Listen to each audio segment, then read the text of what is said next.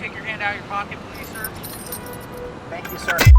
In the interest of increasing everyone's safety, let's talk about why it's likely not the best first option to use the command "show me your hands" in the context of self-defense or defense of others when dealing with a potentially armed subject. The too long didn't listen summary of this is that simply saying "don't move" will slow down the situation to speed up your thinking, relatively speaking.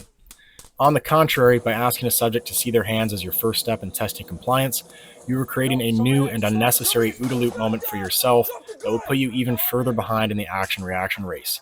In this crucial first moment of observing a subject, you're seeing the new environment, circumstances, and subject behavior for the first time and assessing all of them in conjunction. Then, by rapidly blurting out "show me your hands" as an immediate response, you're asking the subject to potentially change the variables that you just started processing and may not have fully understood yet, or even be ready to respond advantageously to. This isn't to say that the command isn't helpful, but it may be the wrong thing to say during initial contact. Now, we could command "hands up" prior to entering a space to set the stage to our favor, but if the subject complies with this command, then we likely weren't in danger anyway. It may, however, increase their safety by putting them in a position that is quickly viewed as non-threatening. When we use this "show me your hands" command, it is often the first response to a new visual stimulus that we have just encountered or possibly even been surprised by, and will now need to assess before applying some level of force or further commands.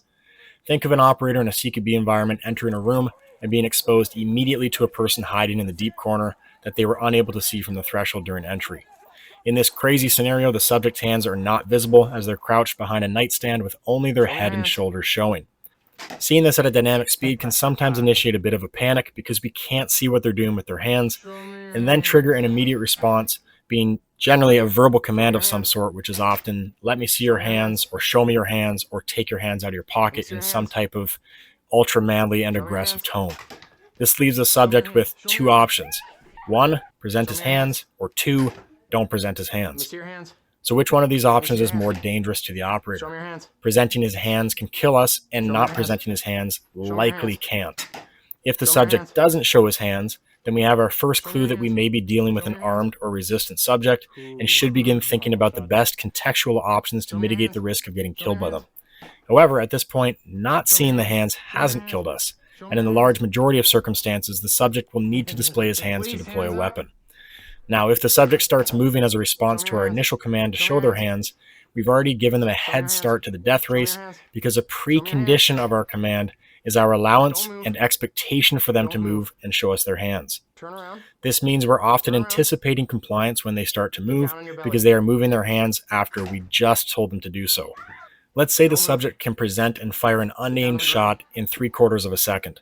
Unfortunately, despite our expectation of compliance, as the subject starts moving, the subject also has a say. And because we have anticipated that the first few tenths of a second or more were non-threatening movement, we have less time now in the latter ends of the movement to determine if the subject is about to pull the trigger or point an angry index finger at us. This means that the bulk of the assessment is occurring in the latter ends of the movement, being the split second where the weapon is already drawn and is being presented to fire. Research studies by Joel Suss in 2019 and 2023 noted that decision-making between weapon or non-weapon during this period of the movement generally ended up with people having a response bias of identifying the object as a weapon, even when it wasn't actually a weapon. And these study participants advised that they were simply guessing in 31.1% of the trials.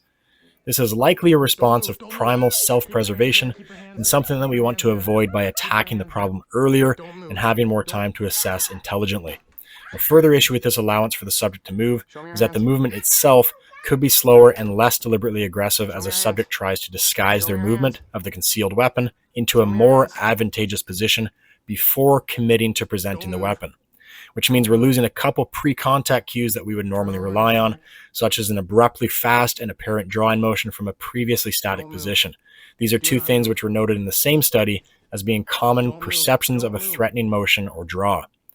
Of course, one of the underlying issues with any command is that the expectation of compliance with it is high because the overwhelming number of people do in fact comply with commands.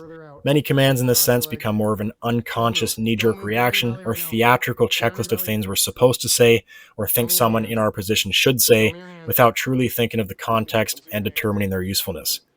The issue with the saying, "show me your hands," in this manner is that you now start your assessment at the second phase of the movement, Whereas if you would have said, don't move, you will immediately assess any movement as non-compliance and begin the problem solving earlier.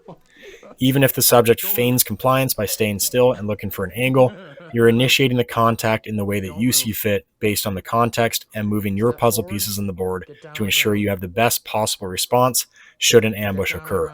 A don't move command followed by a brief pause to assess the situation, and then a follow-on command like turn around or get down on the ground is a good start to a lot of approaches. So where do we lose with the don't move command? Sometimes we simply lose as a result of the odds being stacked against us. And one of those situations is concealed weapons or firearms that are being aimed through clothing or bags. In that scenario, none of the commands work well. However, if the concealed weapon is within a pocket and we ask the subject to show us their hands, we've given them a bigger advantage than they already have in the action-reaction death race, should they choose to ambush. Instead, grounding or gaining physical control of the hands while they are still in pockets is a better option at extreme close range than having the hands out to freely move. As we've talked about in the past, there is often an illusion of control when a subject starts complying, and actual control doesn't really begin until our hands are physically controlling their hands in some manner.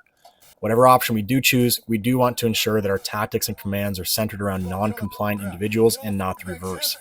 If we assume that our commands work because they're working on people that would have complied no matter what we do, then those same tactics and commands may set us back irreversibly when we're confronted with those who will not comply.